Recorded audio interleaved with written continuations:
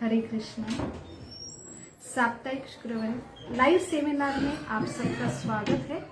हमारा live seminar जो live समस्या है और सबसे बड़ा लाइव समस्या है जो हमारा स्वास्थ्य की समस्या, और हम स्वास्थ्य में आध्यात्मिक स्वास्थ्य इसके विषय में यहाँ पे चर्चा करते हैं, जो बहुत ही जरूरी है मनुष्य जीवन के लिए और हमारे अंतरंग शाश्वत आनंद के लिए, जो यहाँ पे हर जीव जिसके खोज में है। ऐसा अंतरंग आनंद जो बाह्य किसी भी दुख से विचलित ना हो, ऐसे ये अंतरंग शाश्वत आनंद ये एक आध्यात्मिक स्वास्थ्य का अंग है। और हमारे जो शारीरिक, मानसिक, सामाजिक स्वास्थ्य के लिए हम बहुत ही केयर करते हैं, लेकिन आध्यात्मिक स्वास्थ्य जिससे ही सारे स्वास्थ्य का उगम होता है, वो सबसे बड़ा स्वास्थ्य की चर्चा हम यहाँ पे करते हैं। और हमारा चर्चा जो आधारित है, हमारे जो शास्त्र है भगवत गीता और भागवतम, इसके आधार पर ही हम यहाँ पे चर्चा करते हैं। तो हम ऐसे आध्यात्मिक अंतरंग जो बीमारी है, भावना की जो बीमारी है, काम, क्रोध, लोभ, मोह, मद, मत्सर, इसके बारे में यहाँ पे चर्चा करते हैं। और ये आध्यात्मिक जो बीमारी है जो हमें दुख देते हैं, अंतरंग दुख देते हैं, और किसी भी बाह्य जो शारीरिक, मानसिक, सामाजिक हम स्वास्थ्य भी रहे, आनंद भी रहे, अगर ये बीमारी से हम त्रस्त है तो हम हमेशा एक स्ट्रेसफुल और अविचलित हम कंडीशन में रहते हैं। और ऐसे ही स्ट्रेसफुल जो मानसिक स्थिति है उससे हमारे अलग अलग जो शारीरिक विकार है उसकी उत्पत्ति होती है। इसलिए बहुत ही जरूरी है, जैसे वृक्ष की जड़ ये बहुत ही इंपॉर्टेंट महत्वपूर्ण अंग है वृक्ष के लिए, वैसे ही शरीर के लिए और शरीर के स्वास्थ्य के लिए जो सबसे बड़ा जड़ है, जो हमारा अंतरंग है, जो भावना है, जो हृदय में निवास करने वाले ऐसे हृदय के जो भावना है, वो उनका स्वास्थ्य ही हमारा आध्यात्मिक स्वास्थ्य कहलाता है। इसलिए ये ऐसे विशेष बीमारी के ऊपर हम यहाँ पे चर्चा करते हैं, और ये चर्चा ये बहुत ही हमारे लिए आवश्यक है। और इसके लिए सही में कहीं रेफरेंस हमें मिलता नहीं, बस हमें शास्त्र में इसका रेफरेंस मिलता है। इसलिए हम यहाँ पे अपने काम, क्रोध, लोभ के ऊपर हमने चर्चा की है। अभी हमारा जो सेशन चल रहा है वो है मोह, जो हमें सम्मोहन देता है। हमारी खुद की जो रियल कंडीशन है, हमारे जो रियल प्रॉब्लम है, जो रियल दुख के कारण है, और वही हम यहाँ पे डिस्कस करते हैं। और इसलिए हम शुरू में भगवान से, गुरु से प्रार्थना करते हैं और हमारा लाइव सेमिनार शुरू करते हैं। ओम अज्ञानतिमिरान्धस्य ज्ञानाञ्जन शलाकया चक्षुरुन्मीलितं येन तस्मै श्री गुरवे नमः। नमो विष्णुपदाय कृष्णपिष्टाय भूतले श्रीमते भक्तिवेदांत स्वामी इति नामिने। नमस्ते सरस्वती देवे गौरवाणी प्रचारिणे निर्विशेष शून्यवादी पाश्चात देशतारिणे। वाञ्छाकल्पतरुभ्यश्च कृपा सिन्धुभ एव च पतितानां पावनेभ्यो वैष्णवेभ्यो नमो नमः। जय श्री कृष्ण चैतन्य प्रभो नित्यानंद श्री अद्वैत गदाधर शिवासादि गौर भक्तवृंद। हरे कृष्णा कृष्ण कृष्ण हरे हरे, हरे राम राम राम हरे हरे। मूकं करोति वाचालं पंगुं लंघते गिरिं यत्कृपातमहं वन्दे श्रीगुरु दीनतारिणं परमानंद माधवं श्री चैतन्यम ईश्वरम। हरे कृष्ण। हमारा आध्यात्मिक स्वास्थ्य में जो अलग अलग विकार है, जहाँ पे हम मोह एक ऐसा विकार है बहुत महत्वपूर्ण है, इसके बारे में चर्चा करना है। ये अलग अलग सेशन में हम चर्चा कर रहे हैं। तो क्या है फर्क एक आध्यात्मिक स्वास्थ्य और शारीरिक स्वास्थ्य में? शारीरिक जो अंग है अलग अलग, उसमें अगर हमारे स्वास्थ्य में बिगाड़ होता है तो पेशेंट जो रुग्ण है उसे तुरंत उसका एहसास होता है, क्योंकि बहुत इजी है कि हम शरीर है ये रिकॉग्नाइज करना, और पूरा जीवन भर हम हमारी खुद की आइडेंटिटी ये शरीर है। और इसके लिए खुद ये रुग्ण डॉक्टर के पास आता है और वो खुद निदान कर पाता है कि मैं बीमार हूं। लेकिन आध्यात्मिक स्वास्थ्य में सबसे बड़े जो चैलेंज है कि रोगी बहुत ही त्रस्त है और अलग अलग वो निवारण के लिए अलग अलग बहुत ही निवारण खोज रहा है, प्रयास कर रहा है, लेकिन उसे यही पता नहीं है कि वो एक रोगी है और वो एक हमेशा जो आवरण है उसके पीछे रहता है और वो खुद बहुत ही स्वस्थ है अंतरंग से। ये उससे सबसे बड़ा भ्रम है। और इसलिए यहाँ पे हम ये हमारे शास्त्र द्वारा यहाँ की परिभाषा हम समझते हैं। तो शास्त्र के अनुसार ये जग जहाँ पे भौतिक जगत में हम यहाँ पे रहते हैं, ये सृष्टि का नेचर क्या है, ये जो बदलता जो अपना बदलता जो नेचर है जो हम सब यहाँ पे अनुभव कर रहे हैं, स्पेशली कोविड के सिचुएशन में।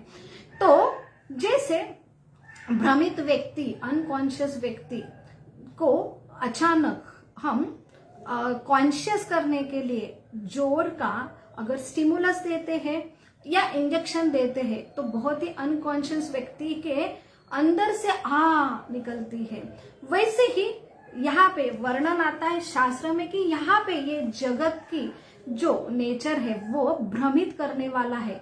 जैसे एक धुआं जो जिसे बेहोश करने वाली उसमें जो एक्शन हो, ऐसे अगर धुआं कहाँ छोड़ा जाए और वहां पे सारे लोग वो धुआं के केमिकल जो कंपोजिशन है कि जिससे सारे लोग भ्रमित होते हैं या बेहोश होते हैं, जिसे हम एनेस्थेशिया कहते हैं। तो ऐसे एनेस्थेशिया जो वायु है अगर छोड़ा जाता है तो सारे लोगों के वो जो नशा है वायु का उसमें सारे लोग बेहोश हो जाते। वहां पे हम खुद को वो नशे के द्वारा बेहोश होने के लिए नहीं बचा सकते। इसलिए यहाँ पे जो वर्णन आता है सृष्टि का कि ये बेहोश करने वाला ही यहाँ पे नेचर है।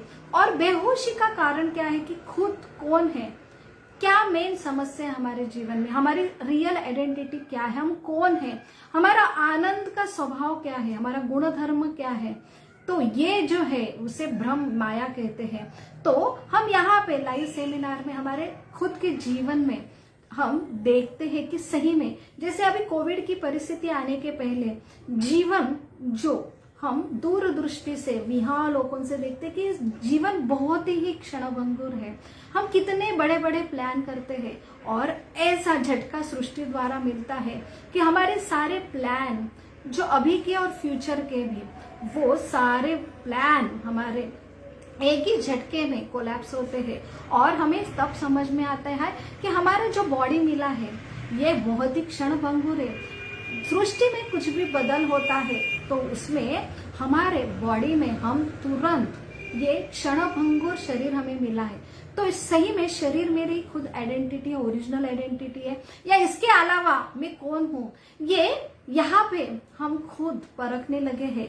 तो ये 2-3 सालों में ये प्रकृति के द्वारा झटके मिले, इसकी वजह से हमें एक रियल कॉन्शियसनेस जो हमारी खुद की परिस्थिति, सृष्टि की नेचर की परिस्थिति के बारे में हम एक जागरूकता हम खुद अनुभव कर रहे हैं। तो हमारी परिस्थिति ऐसी क्यों है, ये सृष्टि में ऐसे बदल क्यों होता है, और हम खुद समझते हैं कि हमें नहीं चाहिए कोई बीमारी, हमें नहीं चाहिए कोई बुढ़ापा, हमें नहीं चाहिए मृत्यु, हमें कोई नहीं चाहिए ये सृष्टि में होने वाले बदल।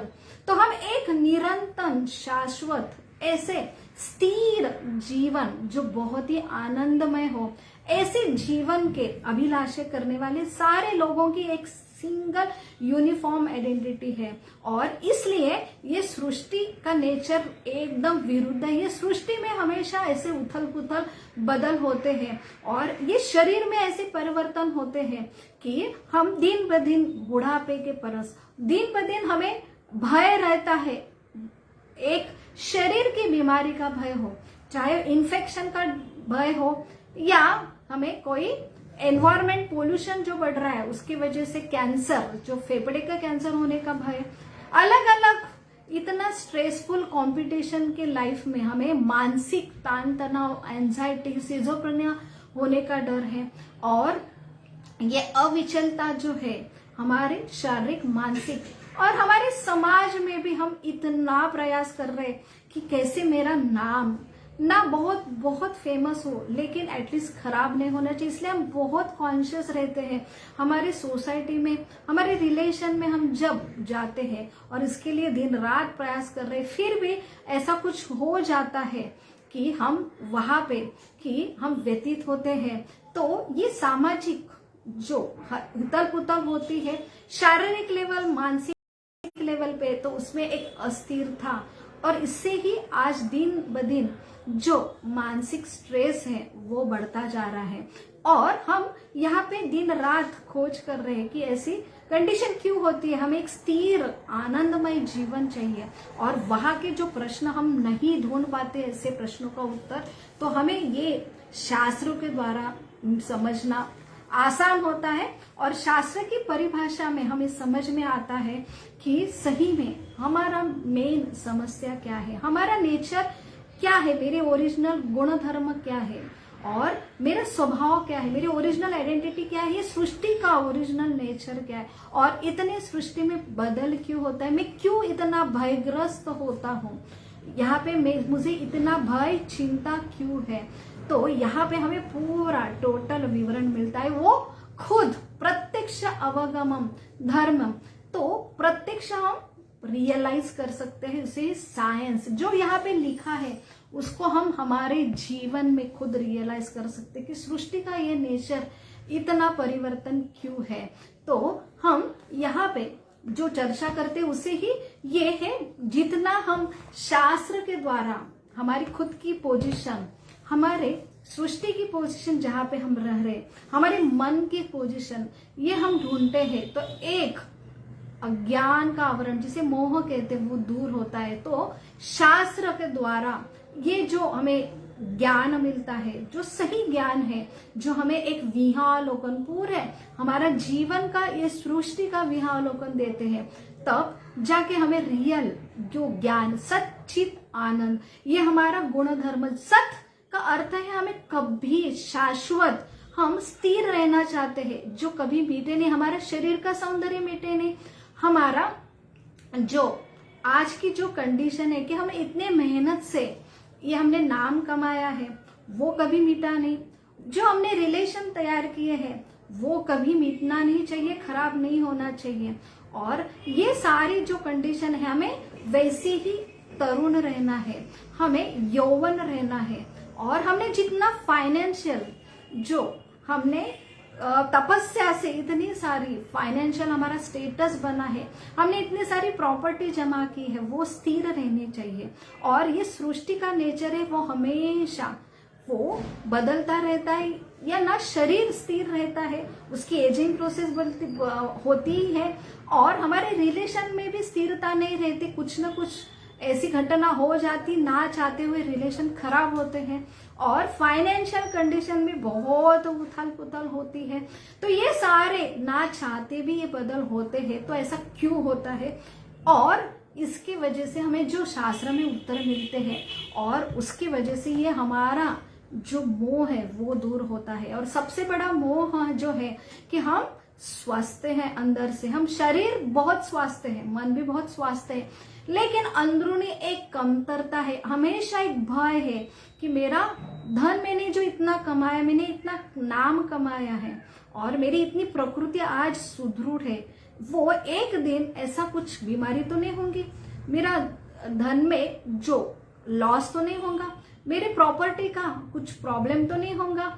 और ये सारा जो भय है वो सिर्फ एक हमारे जो पूरा विहावलोकन है कि हम यहाँ पे क्यों भयग्रस्त है, इसका निवारण हमें शास्त्र देते हैं। और आध्यात्मिक बीमारी में हम जो देख रहे हैं कि काम, क्रोध, लोभ, मत्सर से हम बहुत ही पीड़ित हैं, लेकिन हमें मोह से आवरण किया जाता है कि नहीं नहीं, हमें तो ऐसी बुरी क्वालिटीज है ही नहीं।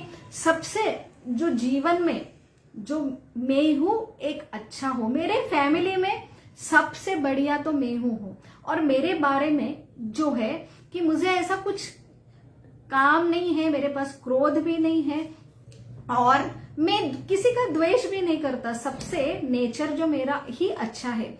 तो ये बीमारी अंदर होने के बावजूद भी पेशेंट बिल्कुल डिनाइड होता है खुद के बीमारी की वजह से। तो इसलिए बहुत ही जरूरी है कि ट्रीटमेंट, जो शारीरिक ट्रीटमेंट है बीमारी की और आध्यात्मिक स्वास्थ्य की ट्रीटमेंट है, तो उसमें पेशेंट को ट्रीटमेंट लेना पड़ता है कि वो समझने के लिए नहीं मैं बीमार हूं, ये ट्रीटमेंट का फर्स्ट क्या है, सक्सेस है। जैसे ट्रीटमेंट का अर्थ है जो विधि विधान, हमने देखते हैं कि ये इतनी संस्कृति में, हमारे भारतीय संस्कृति में इतने विधि विधान क्यों आते हैं, हमें क्यों ऐसे रेगुलेटरी प्रिंसिपल दिया जाता कि सवेरे उठो, ब्रह्म मुहूर्त पे उठो, फिर भगवान ऐसे मूर्ति रूपे भगवान हमें दिए है, उनका आराधना करो, उनके पास जाके प्रणाम करो और उनकी पूजा विधि करो, शास्त्र का पठन करो, ये सारे पुराण जो लिखे दिए हैं ऋषि मुनियों ने, इनका पठन करो। तो ये सारी चीज जो भी अभी मकर संक्रांति का त्योहार गया, अभी आने वाला होली का त्योहार होगा, उसके बाद रामनवमी होगा, तो ये सारे जो त्योहार आते हैं तो हमें एक जगाने के लिए, कॉन्शियस होने के लिए सही रूप, क्यों? क्योंकि ये प्रकृति का नेचर है कि हमें अनकॉन्शियस बनाया जाता है। तो हमारी खुद की बीमारी के कंडीशन से अनकॉन्शियस होते हैं, हमारा खुद का जो रियल परिस्थिति है कि हम घेरे हुए जन्म मृत्यु जरा व्याधि से, हम ऐसे बीमारी से पीड़ित है, इसलिए हमें ये सृष्टि में डाला गया है।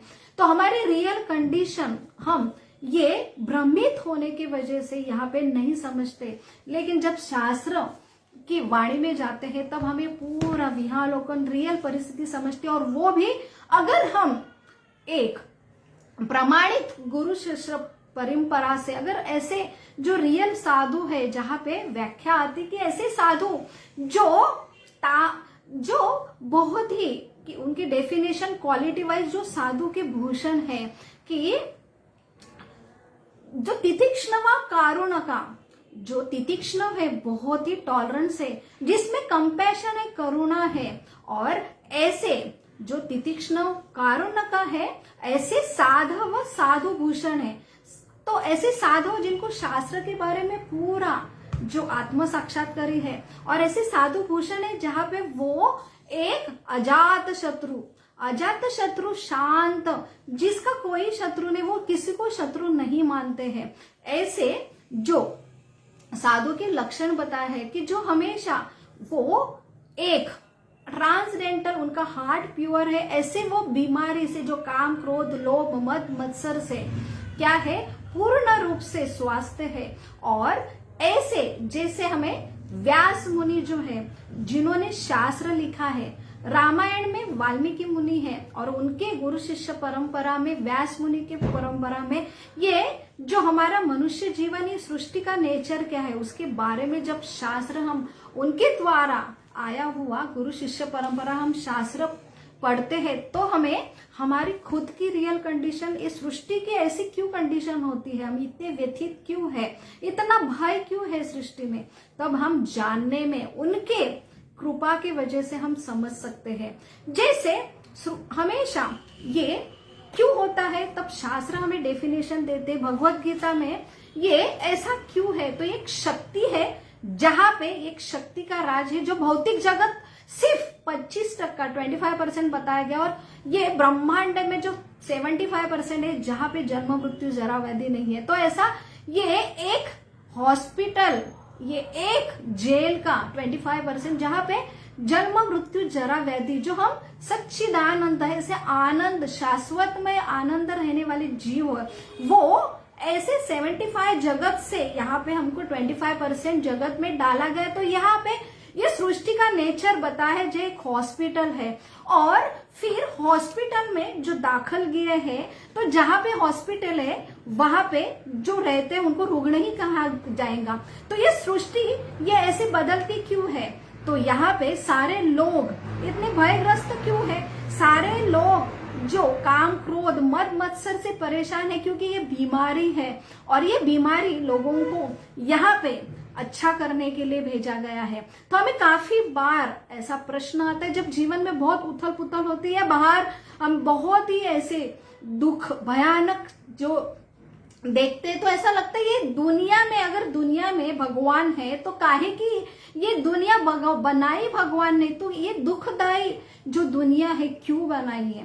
तो वहां पे हम, अगर हमारे जीवन में कोई परेशानी आती है या दूसरों के जीवन में बहुत दुख देखते हैं, उसका अगर एक्सप्लेनेशन हमें नहीं मिलता है तो हम हमेशा अंदर अतृप्त दुख के भावना में रहते हैं। तो इसलिए हमें ज्ञान, जो सत्य और चित का अर्थ है ज्ञान, तो हमें एक हमारी बेसिक नीड है कि हम ज्ञान में, अगर सही ज्ञान कौन सा है तो वो हमें एक विहार देंगे। हमारे सारे जो क्वेश्चन है, जो मन में सारे डाउट है, वो अगर हमारे क्लियर होते हैं तो हम एक सही में अंदर शांति का अनुभव कर सकते हैं। तो यहाँ पे ये मोह ऐसा क्यों है, हमें आंसर क्यों नहीं मिलते। जो युधिष्ठिर महाराज यक्ष को, ये यक्ष महाभारत में कथा आती है, तो यक्ष द्वारा कुछ प्रश्न पूछते हैं युधिष्ठिर महाराज को। तो यहाँ पे वो प्रश्न पूछते हैं कि ऐसा क्या सबसे बड़ा दुनिया का आश्चर्य क्या है कि यहाँ पे ये जीवन में हर कोई मृत्यु के द्वार में खड़ा है, तो भी हर जीव यहाँ पे ऐसा रह रहा है कि ये मेरा परमानेंट घर है। तो ये सबसे बड़ा आश्चर्य है, जो जीवन का आश्चर्य है। तो यहाँ पे हम खुद यहाँ पे रियलाइज कर रहे हैं कोविड की परिस्थिति में कि हर कोई चिंताएं भयग्रस्त है, किसका नंबर अभी आएगा पता नहीं। हम इतने आधुनिक, जो साइंस में बहुत ही हमने प्रगति की है, फिर भी ना हमारा बुढ़ापा हम रोक रहे, ना हम ऐसे अनगठित बीमारी जो एक साथ पूरी दुनिया में एक छोटा सा वायरस ने जो उथल पुथल किया है, इतना रिसर्च पे खर्चा हो रहा है, फिर भी हम उसको कंट्रोल नहीं कर पा रहे हैं। तो ये क्या है, तो ये एक जीवन का सत्य है। तो फिर ये दुनिया है, फिर भगवान है, तो भगवान ने ऐसा दुनिया क्यों बनाई है जहां पे हर समय मृत्यु की तलवार, बीमारी की तलवार है हमारे ऊपर, और हम दिन रात यहाँ पे जो सही रियल समस्या है उसके बारे में अनभिज्ञ होके हम ऐसे जीते हैं कि जैसे मेरा तो नंबर लगेगा ही नहीं है, और हम ऐसे कि मैं उसमें होने वाला नहीं, मैं ना बूढ़ा होने वाला हूं ना मरने वाला हूं। तो ऐसे अगर हम बात करते तो ऐसा लगता है शुभ शुभ, ऐसी बातें बोलना नहीं, ये कड़ू सत्य है लेकिन सत्य है। लेकिन एक सही इंसान को, जैसे कोविड चल रहा है, बोलना नहीं कोविड चल रहा है, सब कुछ अच्छा है, फिर हम कोई प्रिकॉशन नहीं लेंगे, सब अपने मन चाहे जैसे रहेंगे, कोई नियम का पालन नहीं करेंगे, तो अगर ऐसी स्थिति है तो उसे मूर्खता ही बोलेंगे। तो ये सृष्टि का जो नेचर है उसके बारे में हमें जो वास्तविकता है मालूम होना चाहिए, और ऐसा क्यों होता है इसके एक्सप्लेनेशन अगर हम मिलते हैं तो सही में हम सही हमारी परिस्थिति समझ सकेंगे, और तभी हम एक शाश्वत आनंद का अनुभव कर पाएंगे, स्ट्रेसलेस जीवन हम जी पाएंगे। तो हमारी खुद की कंडीशन ऐसे क्यों हमें यहाँ पे डाला गया है, भगवान ने ऐसी दुनिया ही क्यों बनाई है जहाँ पे इतना जन्म मृत्यु जरा व्याधि और 3 क्लेश वाली ये दुनिया क्यों बनाई। तो शास्त्र में हमें आंसर मिलते हैं, परिपूर्ण आंसर मिलते हैं कि ये हमारा घर 3/4 है, और यहाँ पे हम जो बीमार हो गए, वहां बीमार होने के लिए एक माता पिता, अगर बच्चा बीमार होता है तो वो माता पिता भी बच्चों को दाखिल करते हैं हॉस्पिटल में। क्यों? क्योंकि बच्चा बीमार है, और बीमार है इसलिए दुख में है, उसको बहुत रो रहा है, उसको तकलीफ हो रही है, और ऐसे बीमार जो पुत्र है पुत्री है उसको एक डॉक्टर के हवाले करते हैं माता पिता, और डॉक्टर क्या करता है, इंजेक्शन लगाता है। तो दिखने में डॉक्टर इंजेक्शन लगाता है, बहुत दर्दनाक जो ट्रीटमेंट है, लेकिन इंजेक्शन बच्चे को तो बहुत ही भयानक लगता है। एक बच्चा डॉक्टर इंजेक्शन देता है, वो देखने पर बहुत ही भयग्रस्त होता है, और वहां से वो बोलता है कि मुझे लेके चलो घर पे, यहाँ पे नहीं रहना, और डॉक्टर को, सिस्टर को देख के ही परेशान होता है, वो तो भयग्रस्त है, लेकिन वो पेनफुल कंडीशन है इंजेक्शन लगाना। लेकिन फिर भी माता पिता अपने जो लाडले बच्चों को ऐसे डॉक्टर के हवाले करते हैं। वैसे ये सृष्टि में हमारे जो माता पिता है, भगवान ने ये हमारे दुखालय ऐसे जो मोहित, जो सृष्टि ऐसे नेचर में हमें डाला गया, तो हमारा अस्तित्व यहाँ पे है जो हमें समझता है कि हम बीमार हैं, और इसलिए हमें पथ्य दिया जाता है, जो इंजेक्शन दिया जाता है। तो इंजेक्शन को जो है कि हमें 3 क्लेश, जैसे आदि भौतिक क्लेश है हमारे शरीर के द्वारा, दूसरों के शरीर के द्वारा हमें जो दुख आते हैं, आध्यात्मिक क्लेश जो हमारे मन के द्वारा क्लेश होते हैं, और आदि दैविक क्लेश जैसे प्रकोप आते हैं दैविक, जो कोविड की महामारी की सिचुएशन आ रही। तो ये सारे इंजेक्शन है जो ये सृष्टि में माया देवी, शास्त्र में ऐसा कहता है, ये माया देवी हमें क्लेश देते हैं, और ये क्लेश ये क्या है, ट्रीटमेंट का पार्ट है, और इससे हम कॉन्शियस होते हैं कि यह मेरा घर नहीं है। कोविड की परिस्थिति में हर कोई मैसेज दे रहे थे, वहां पे इतने व्हाट्सएप, ये फेसबुक इतना फेमस क्यों हुआ, क्योंकि कोई आश्रय नहीं, और वही एक सोशल मीडिया है, और वहां पे फिर हम चयन कर रहे हैं, चिंतन कर रहे हैं, ऐसा क्यों हो रहा है, आज की परिस्थिति ऐसा क्यों है। तो फिर हमें ऐसे मैसेज मिलते थे कि एक एक का नंबर लग रहा है, और इससे ये समझ में आ रहा है कि यहाँ के हम मालिक नहीं है, ये हमारा भाड़े का घर है। तो ये ऐसे इंजेक्शन द्वारा हमारी रियल स्थिति हमें समझ में आ रही, जो अभी तक भी मृत्यु हो रहे थे, बीमार हो रहे थे, लेकिन ये एक प्रकृति का जोरदार झटका था कि सही में हम भी समझ रहे कि मैं भी यहाँ का परमानेंट मेंबर नहीं हूं, मुझे भी एक दिन वहां पे जाना है। फिर कहाँ जाना है मुझे, यहाँ से मुझे क्यों निकालना चाहता, मैं नहीं जाना चाहता। तो ये सृष्टि ये रहने की जगत नहीं है, ये हॉस्पिटल है।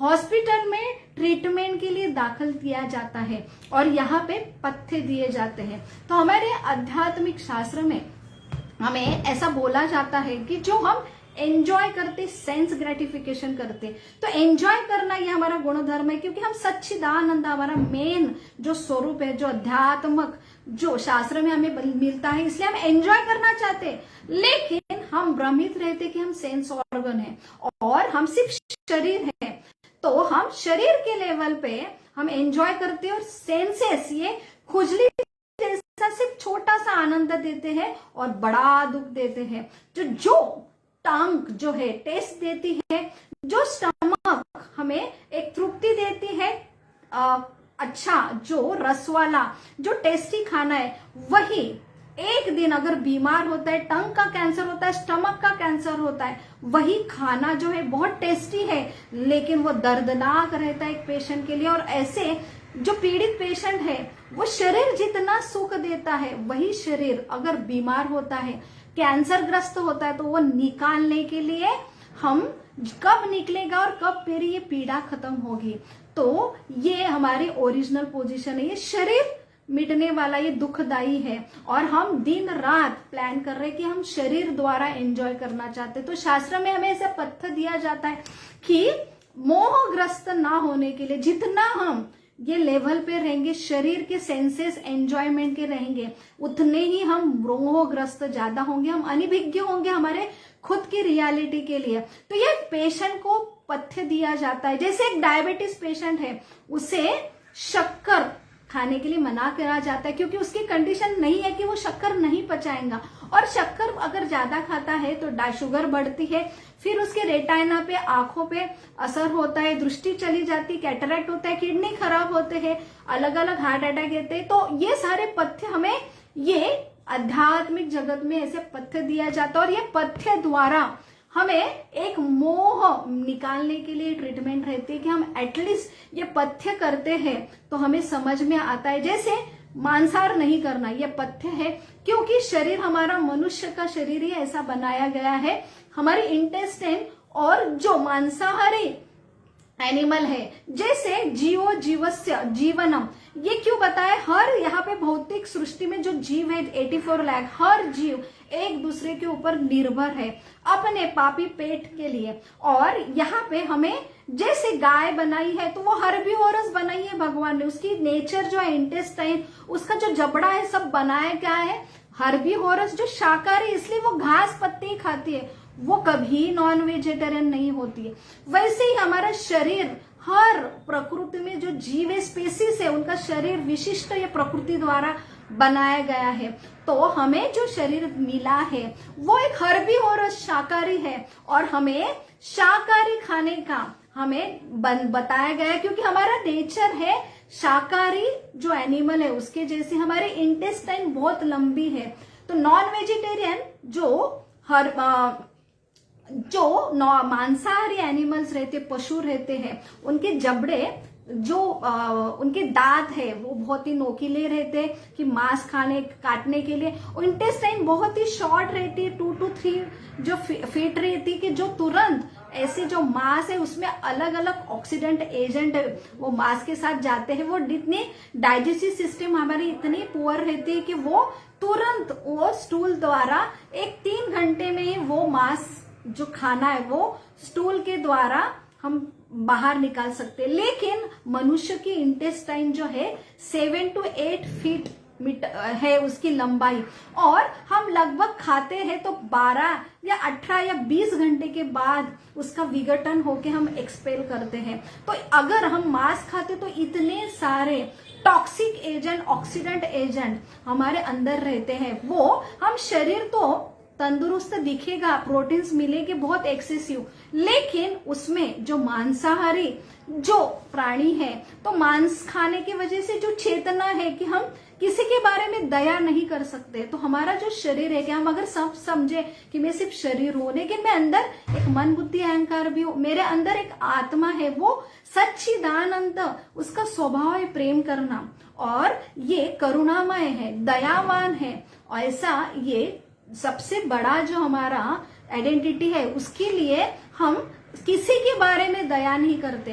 तो ये दिन ब दिन, क्योंकि हम जो आनंद महसूस करते हैं हृदय द्वारा, एक जो हृदय है हमेशा दूसरों को कैसा नुकसान करना, दूसरों को कैसी तकलीफ देके खुद भोग करना, ये अगर रहेगा तो हम हमेशा कभी, क्योंकि हमारा नेचर है प्रेम देना, हमारा नेचर है दया करना, हमारा नेचर है सेवा करना। अगर ये अपोजिट, जैसे मांसाहारी प्राणी एक दूसरे को बस भक्षण करने के लिए रहता है कि मैं कैसे उसको भक्षण करूं और मैं कैसा एंजॉय करूं, वैसे हमारा हृदय का नेचर भी बनता है। इसलिए हम हर्बिवोरस बनाए गए, तो नेचर का रिस्पेक्ट करके हमने हर्बिवोरस बनना चाहिए। या हम मांसाहार ने शाकाहारी बने हैं तो वो एक पथ्य है, तो हमें ऐसा पथ्य दिया जाता है कि मांसाहारी खाना नहीं खाना चाहिए। हमें कुछ नियमों का पालन करते हैं कि व्रत करना चाहिए, जैसे एक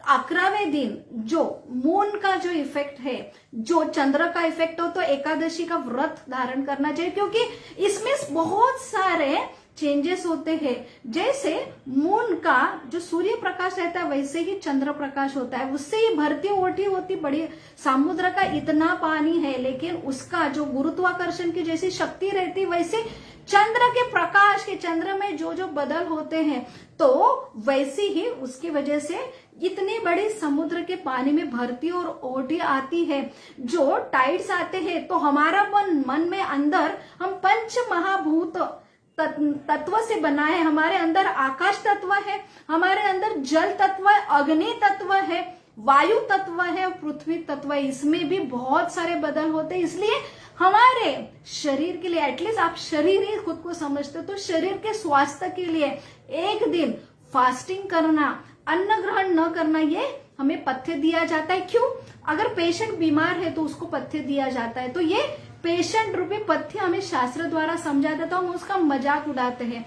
क्यों हम नहीं समझ पाते ये दुनिया ऐसी क्यों बनाई? क्योंकि ये बीमार लोगों को अच्छा करने के लिए बनाई है। ये परिवर्तन जब होते हैं, मृत्यु होता है, जैसे हमने प्रलय देखा कि नित्य प्रलय, नैमित्तिक प्रलय, आत्यंतिक प्रलय, प्राकृतिक प्रलय, ये सारे क्यों होते हैं? क्योंकि ये दिखाने के लिए ये तुम्हारा असली घर नहीं, ये परमानेंट घर नहीं है। और आप अगर ये मौका दिया जाता है, एडमिट किया जाता है पेशेंट को, और पेशेंट को दिए हुए पथ्य और ट्रीटमेंट अगर पेशेंट नहीं लेता है, तो फिर से ऐसे और बड़े हॉस्पिटल में, जैसे नॉर्मल हॉस्पिटल में एडमिट किया पेशेंट अगर ट्रीटमेंट नहीं लेता है और पथ्य नहीं करता है तो और सीरियस होता है, तो उसको बड़ा आईसीयू में डालना पड़ता है, और बड़े आईसीयू में तो और ऐसे बड़ी बड़ी नली डालनी पड़ती है। तो जितना बड़ा आईसीयू उतना ही पावरफुल ट्रीटमेंट होता है। वैसे यहाँ पे अगर हम अच्छे तरह ट्रीटमेंट नहीं करें, शास्त्रों का वचन का पालन नहीं करें, जिससे हम एटलीस्ट फर्स्ट कंडीशन हमारी ट्रीटमेंट की जो सक्सेस होता है पेशेंट की, तो पेशेंट कॉन्शियस होता है कि ये मेरा रहने का घर नहीं है, ये मेरा एंजॉय करने का ठिकाना नहीं है। तो हम जीवन भर प्लान करते हैं कि मुझे कैसा, कि हमको जैसे बचपन से हम जैसे होश में आते हैं कि हम कुछ विशेष है, और हमें प्लान करते हैं हम कैसे मैं बड़ा होऊंगा। और ऐसा बोला जाता है कि अभी मैं 5th में हूं, मैं कैसे 10th में जाऊंगा और मजा करूंगा कॉलेज लाइफ में, कॉलेज लाइफ जाने के बाद मैं और एक हायर प्रोफेशनल कॉलेज में जाऊंगा, वहां पे और इंडिपेंडेंट होऊंगा और मजा करूंगा। उसके बाद हमें समझ में आता है कि हमको करियर करना है और मेहनत करते हो, और करियर में जब मैं अपने पैर पे खड़ा रहूंगा तो और मजा करूंगा। उसके बाद आता है कि मुझे शादी विवाह करके मुझे एक ऐसा बेटर हाफ चाहिए जो इतना मेरा केयर करेगा, तो मुझे और मजा आएगा, और हम करते हैं। और उसके बाद हमको और ऐसा प्लान आता है कि अभी इसमें सारे में दुख ही दुख है, जैसे शादी का लड्डू खाए तो भी पश्चाताप, ना खाए तो भी पश्चाताप। तो हर जीवन के स्टेज पे ऐसा लगता है कि ये करने पर मैं सुखी होऊंगा, और वो स्टेप करने पर हमें इतना दुख आता है कि अभी लगता है कि और आगे की स्टेप होंगे वहां पे मैं आनंद होऊंगा। तो हम सब अनुभव कर रहे हैं। उसके बाद बच्चे होंगे तो वो मजा होगा, वो मेरी सारी जो मैं कर नहीं पाया मेरे लाइफ में, जो मुझे नहीं मिला वो मुझे मैं मेरे जो बच्चों को परवरिश में दूंगा, और मेरे जो स्वप्न है जो मैंने नहीं कर पाया मैं उसको दूंगा, और उसमें मैं करता हूँ, मैं बहुत प्रयास कर रहा हूँ। और उसके बाद भी हमें लगता है एक दिन ऐसा सुकून होगा कि जीवन में कोई रिस्पॉन्सिबिलिटी नहीं होगी, तब सही में जीवन में मजा ही मजा आएगा। लेकिन इतने में हमारा शरीर थक जाता है, फिर बुढ़ापे में हम चले जाते हैं, और उसके बाद और बड़े प्रॉब्लम हम खुद अनुभवते हैं कि बच्चों की टेंशन, रिस्पॉन्सिबिलिटी और बढ़ रही है, शरीर तकलीफ दे रहा है, मन तकलीफ दे रहा है। और सही में जितना हम आगे जाते हैं तो मजा है कि मजा जो हम बचपन में जो मजा कर रहे थे वो हम सही में कभी अनुभव नहीं करते, और हम इतना प्रयास, इतना दिन रात कष्ट करने के बाद भी जीवन में कोई मजा नहीं है, तो वहां पे हम फ्रस्ट्रेट होते हैं। तो ये क्यों होता है? क्योंकि हमें सही परिभाषा सृष्टि की, जीवन की नहीं मिलती, जो हमें शास्त्र देते।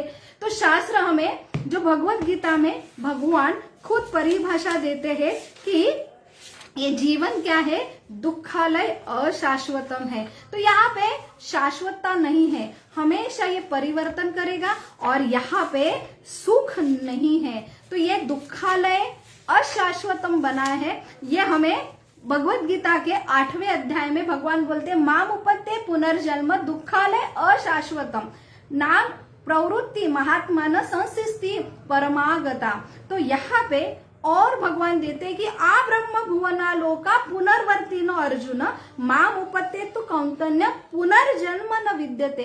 तो यहाँ पे हमें डाला जाता है, हम सुधार नहीं करते, हम पथ्य नहीं करते, हम नहीं समझ पाते कि हमको डाला गया, हम बीमार हो गए थे। हम हमारे जो मेन स्वभाव था कि प्रेम करना, भगवान के हम अंश, भगवान को हमने प्रेम में सेवा करना, ये हमारा सही ओरिजिनल स्थिति है जो स्वास्थ्य कहलाती है। इसमें थोड़ा बिगाड़ आया कि हम भगवान बनना चाहते थे, और हमने जो भगवान बनने के लिए हमें ये हमारी क्या हुआ है, हमारी बिगाड़ हो गया हमारे मेन चेतना में। उसकी वजह से काम, क्रोध, लोभ, मद मत्सर की शिकार हो गए, ऐसे बीमार हो गए, और ऐसे काम, क्रोध, लोभ, मद मत्सर से पीड़ित हम वहां पे रहने के योग्य नहीं रहे। इसलिए भगवान ने, क्योंकि हमारा जो मेन आनंद है कि हम सेवा में देने के लिए हम बनाई ऐसी है कि हम भगवान के छोटे से अंश है। और जैसे स्क्रू रहता है कार का, उसका मेन अस्तित्व कब होगा, जब वो सही जगह फिट होगा, तब वो कार और मशीन कंडीशन चल पाएंगे, और वो स्क्रू का भी महत्व रहता है। लेकिन जैसे स्क्रू बोला कि नहीं मुझे मशीन बनना है, मैं मेरा अलग सा मशीन तैयार करूंगा, लेकिन एक स्क्रू बड़ा मशीन कैसा बन सकता है, एक स्क्रू कैसे कार चला सकता है, लेकिन वो जो सेपरेट होता है तब उसका अस्तित्वहीन हो जाता है, उसकी कोई वैल्यू नहीं रहती। वैसे ये हमारे अंदर एक विकार तैयार हो गया कि हम भगवान बनना है, और हमें फिर काम, क्रोध, लोभ, मद मत्सर के हम शिकार हो गए, ऐसे बीमारी के। और इसे ही दुरुस्त करने के लिए सृष्टि में हमें डाला गया। तो आ ब्रह्मा भुवना लोका, तो ब्रह्मा जिनका लाइफ हमने देखा है कि उनके 100 दिन रहते जीवन का आयुष्मान, लेकिन हमारे 100 दिन और उनके 100 दिन जैसे ऊपर जाते वैसे आयुमान बढ़ता है, तो उनके जो 100 दिन है जो हम उनका सिर्फ 12 घंटे का पीरियड शास्त्र में बताया है कि 1000 चतुर्युग, तो उसका लगभग कैलकुलेशन 42 लाख ईयर, तो 42 लाख साल उनका सिर्फ 12 घंटा रहता है। उसके बाद 42 लाख साल उनके 12 घंटे रात के होते हैं, ऐसे 84 लाख जो ईयर है उनका, 84 लाख का उनका आयुमान का एक सिर्फ दिन होता है, जो हमारे 84 लाख के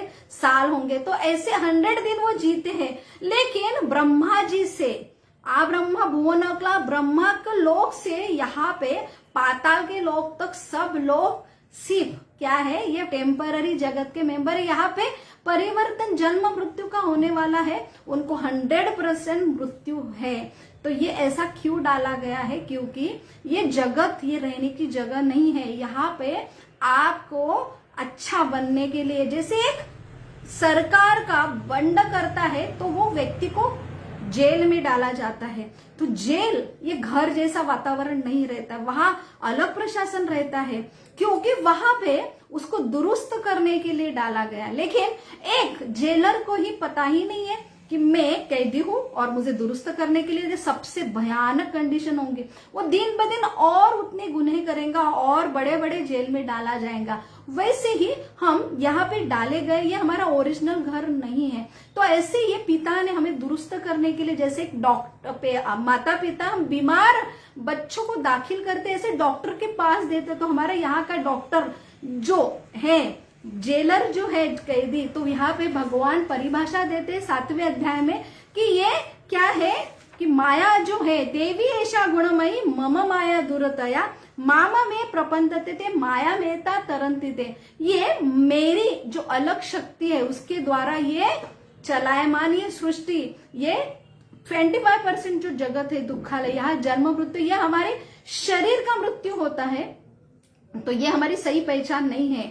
तो हमारे से मृत्यु के बाद शरीर छीन लिया जाता है, हमारी प्रॉपर्टी हमारी रिलेशन छीन लाता है, लेकिन हमारी रियल पोजीशन हम सोल है, हम ऐसे शाश्वत सच्चिदानंद सोल है, तो वो हमारी परमानेंट कंडीशन है। लेकिन हमें ऐसा शरीर दिया जाता है, क्यों दिया जाता है, क्योंकि हमारी इच्छा थी भोक्ताराम बनने की, जो हमें एक स्क्रू के जैसे हमको कार बनना था, इसलिए हमें ये शरीर में डाला जाता है प्रकृति के द्वारा, और ऐसी शक्ति में हम ऐसे हम भोक्ताराम भोग करना चाहते थे, इसलिए हमें ये माया शक्ति जो भगवान कहते हैं कि माया देक्षण प्रकृति सुयते स चराचर, ऐसे प्रकृति का निर्देशन मेरे द्वारा होता है, क्योंकि जीव की इच्छा है और उनको भोक्ताराम बनना है। वो काम क्रोध लोभ मद मत्सर से मेरा मत्सर किया है, उनको भगवान बनना था, उनकी इच्छा थी। तो ऐसे ये जगत में ये शरीर उनको दिया गया, लेकिन वो शरीर उनकी ओरिजिनल पहचान नहीं है और इसलिए उनके वो छीन लिया जाता है, और उसमें भी वो काम क्रोध लोभ मद मत्सर, अगर ये बीमार सी वो मुक्त नहीं होते तो और भयानक ऐसे बड़े बड़े हॉस्पिटल में डाला जाता है या बड़े बड़े जेलों में डाला जाता है। तो जितना हम एटलीस्ट कॉन्शियस नहीं होते कि मैं क्यों डाला गया हूं, मुझे क्या हुआ था, ये बीमारी क्यों, और मेरे माता पिता मुझे ऐसे ये इंजेक्शन जहां मिलते, इतनी क्लेश मिलते, ऐसे वातावरण सृष्टि में क्यों डाले हैं। तो ये कारण जब समझते हैं तभी हम रियल ट्रीटमेंट हम सीरियसली पालन करते हैं, ऐसे विधि विधान का पालन करते हैं। तो सबसे जरूरी है विधि विधान जैसे हम पालन करते हैं वैसे हम कॉन्शियस होने लगते, रियल सृष्टि का नेचर, हमारा नेचर, भगवान का नेचर हमें क्यों डाला गया।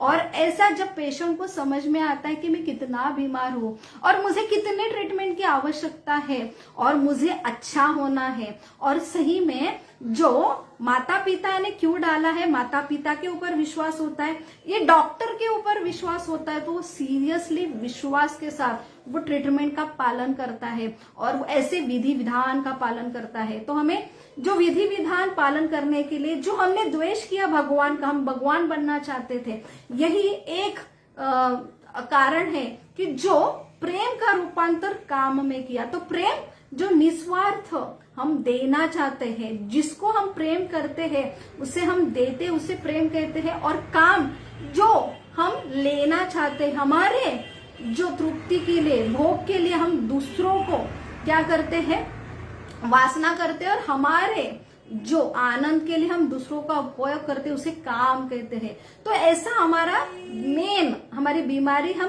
प्रेम हमारा मेन गुण धर्म है, और ऐसे प्रेम का रूपांतर काम में हुआ, ये हमारी बड़ी बीमारी लगी और वो शुरुआत हुई।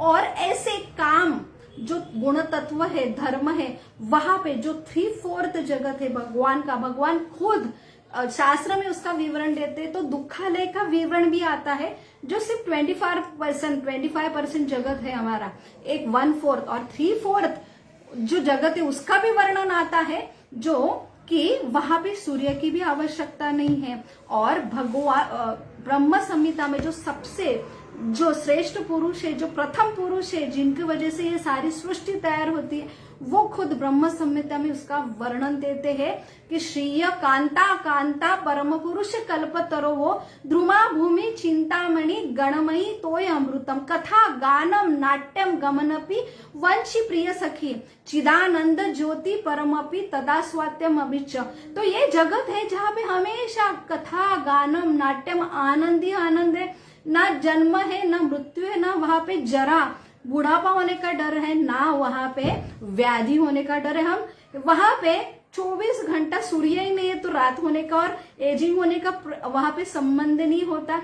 वहां पे ऐसा जगत है, वहां का वर्णन भी खुद हमें शास्त्र में मिलते हैं। तो वहां पे ये हमें ऐसा लगता है कि ये अलग अलग फेस्टिवल क्यों आते, क्यों रामनवमी होते, क्यों भगवान का जन्म लेके भगवान यहाँ आते, लीला करते हैं। जन्माष्टमी में हम जन्म मनाते, फिर भगवान आते, उनके अलग अलग लीला होते। तो ये भगवान एडवर्टाइज करते अपने 3/4 जगत का। तो यहाँ पे हम वो त्योहार वही सही कॉन्शियसनेस में मनाते कि ये ट्रीटमेंट का भाग है। जितना हम उनके बारे में सुनेंगे उतना हम अट्रैक्ट होंगे, तब हम हमारा जो मोह है कि हम यहाँ के परमानेंट मेंबर है, हम शरीर है और हम यहाँ पे परमानेंट वासी है, और यहाँ पे हम अगर ये मोहग्रस्त रहे और एकदम ऐसा प्रकृति में झटका लगता है और हम इतने जीवन में सारे 3 क्लेश से बहुत पीड़ित होते, तो हम बहुत ही क्या होते, फ्रस्ट्रेट होते, डिप्रेस होते हैं ये सृष्टि के बारे में। तो यहाँ पे ये सारे जो यहाँ पे जो सारी कंडीशन हो रही है, तो ये क्यों हो रहा है, क्योंकि हम अपने रियल कंडीशन, रियल घर के वजह से हम क्या है, अनकॉन्शियस है। हमारे यहाँ की कंडीशन और वहां का रियल हमारा जो घर है, तो उसकी वजह से हम अट्रैक्ट होने के लिए सारे विधि विधान का पालन करना, उससे ही हमारा जो मोह है, वो अनकॉन्शियसनेस जो है वो मिटता है। इसलिए बहुत ही आवश्यकता है सारे जो विधि विधान आते, जो हमारे शास्त्र में लिखे, हमारे ऋषि मुनियों द्वारा लिखा है, तो हम वो अगर विश्वास के साथ उसका पालन होता है, उसे निवारण ट्रीटमेंट करते हैं। और वो ट्रीटमेंट हम जब चालू करते, जैसे जैसे मोह कम होता है वैसे वैसे हम सीरियसली उसका पालन करते हैं, और एक सच्चिदानंद आनंद का अनुभव जो ज्ञान द्वारा हमें मिलता है, जो खुद अनुभव मिलता है कि हम जो क्रिया कर रहे हैं यहाँ भ्रमित होके, वो आनंद जो कर रहे हैं जो सेंसेस द्वारा, वो भ्रमित होके आनंद है। और जो रियल आनंद जब भ्रम कम होता है, तब हम जो आनंद अनुभव होते उसका डिफरेंस हमें समझ में आता है। तो यही एक बड़ा डिफरेंस है, एक आध्यात्मिक मोह। जो आध्यात्मिक मोह जब निकलता है, तो हमारी रियल बीमारी काम क्रोध लोभ द्वारा हम खुद की कंडीशन समझते हैं। तब एक हॉस्पिटल में एक बीमार व्यक्ति है, उसे समझ में आया कि मैं पेशेंट हूं, तो वो कभी आजू बाजू की कंडीशन नहीं देखा, उससे भी परेशान नहीं होगा। और ये उल्टी वाला पेशेंट है, इतना उल्टी कर रहा है, ये डायरिया वाला पेशेंट है, ये खांसने वाला पेशेंट है, तो उसकी दृष्टि वहां जाएंगी नहीं, क्योंकि वो अपने ही कंडीशन, मुझे कैसे अच्छा करके मैं कैसा घर पे लौटूंगा, यही उसका ध्येय रहेगा। वो आजू बाजू की कंडीशन देखेगा नहीं है। तो ये सही पेशेंट की कंडीशन है। तो हम यहाँ पे सृष्टि में परेशान होते, ये सृष्टि क्यों बनाए, यहाँ पे इतनी तकलीफ है, ये ऐसा है वो वैसा है, क्योंकि हम मालूम ही नहीं, हम खुद बीमार है, ये पेशेंट है, ये हॉस्पिटल है, और यहाँ पे ये सारी कंडीशन जो आत्मक साक्षात्कार शास्त्र के द्वारा होते, जिसे शास्त्र का चक्षु द्वारा सब समझ में आती स्थिति, तो वो सही में अपनी खुद के ऊपर कॉन्सेंट्रेट होता है, खुद की बीमारी ऊपर कॉन्सेंट्रेट होता है, और सीरियसली जो निवारण दिया है, जो विधि विधान का पालन किया गया है शास्त्रों द्वारा, उसका सीरियसली पालन करता है और खुद के जो बीमार कंडीशन के ऊपर दिन ब दिन वो फुल्ली कॉन्सेंट्रेट रहता है और उसको सीरियसली पालन करता है, और फिर वो एक एक बीमारी जैसी निकलती है उसका आनंद का राहत भी अनुभव करता है।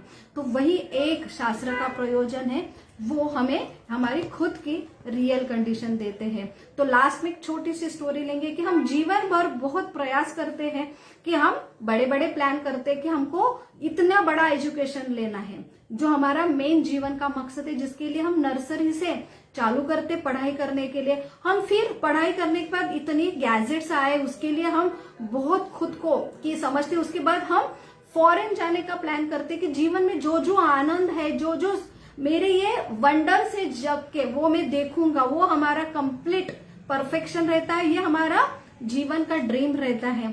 तो वैसे एक आधुनिक मॉडर्न जो इंसान है वो एक दिन छोटे से गांव में आता है। गांव में एक नौका विहार करने वाला, एक नदी क्रॉस करना होता है उसको, और वो नदी में एक नौवाड़ी रहता है जो बोट चलाने वाला छोटा सा गांव का एक युवक है।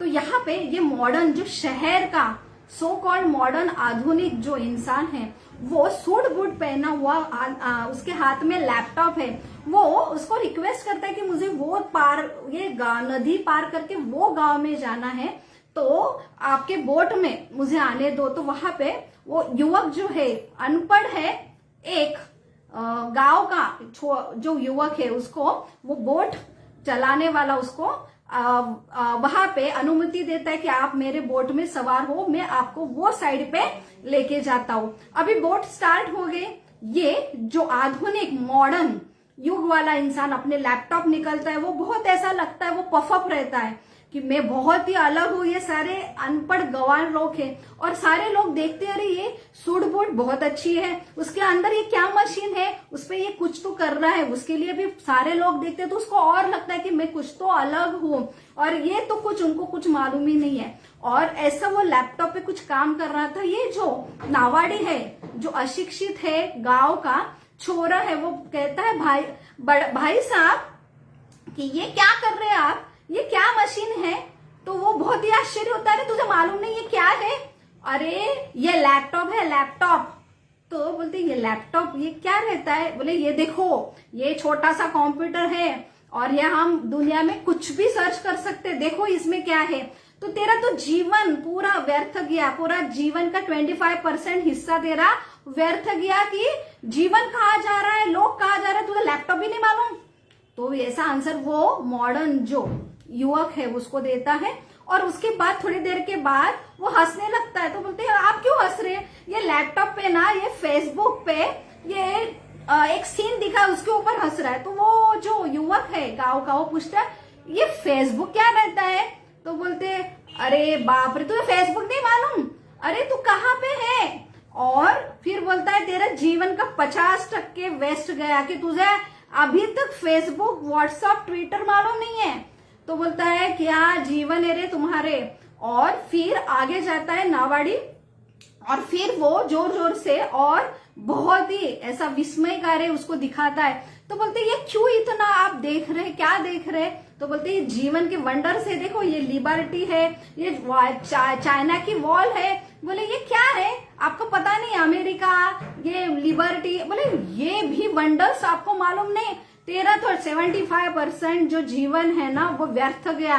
तुम लोग गांव में कुछ भी समझता नहीं, आपको आपका जीवन है क्या है, आप क्या कर रहे हैं क्या जीवन में। और थोड़े बार आगे जाके एकदम तूफान आता है, और इतने तूफान में नाव हिलने लगती है, और उसमें ये जो लड़का है, अनपढ़ लड़का है, और अभी बोल रहा है अभी क्या हो रहा है। ये एकदम युवक जो है मॉडर्न शहर का, वो घबरा जाता है, ये क्या हो रहा है। तो वो जो नावाड़ी है वो बोलता है अभी तूफान हो रहा है अचानक, अभी हमारी नाव गिरने वाली है। तो बोले अभी क्या करना है? अभी क्या करना है? अभी नदी में छलांग मारना है और अपना जो स्विमिंग करके उधर तक वो तट तक जाना है। तो बोले क्या? अरे मुझे तो स्विमिंग नहीं आती ना। तो स्विमिंग नहीं आती? अरे बाप रे, तुम्हारा तो पूरा 100% जो लाइफ है वेस्ट गया है कि तुमको नदी में स्विमिंग करना नहीं आता है, तो मैं तो चला और छलांग लगा के वो चला जाता है। और ये ऐसा जो हमारा जीवन के हम सारे इसमें बहुत प्रगत हो रहे, लेकिन जीवन का जो मेन समस्या है कि हम जन्म मृत्यु जराव्याधि में शरीर में अटके हैं।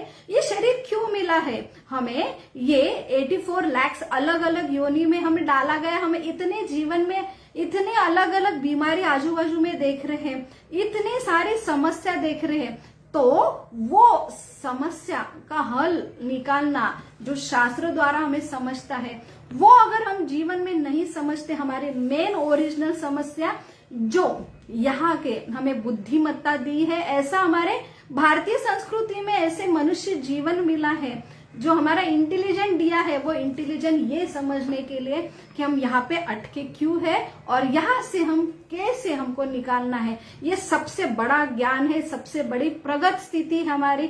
वो अगर ना जान के हम बाकी सब चीज करते हैं तो हमारी स्थिति एक ये आधुनिक जो शहर का युवक है उसके जैसी होती है। तो बहुत बहुत धन्यवाद। हरे कृष्णा कृष्ण कृष्ण हरे हरे, हरे राम राम राम हरे हरे। थैंक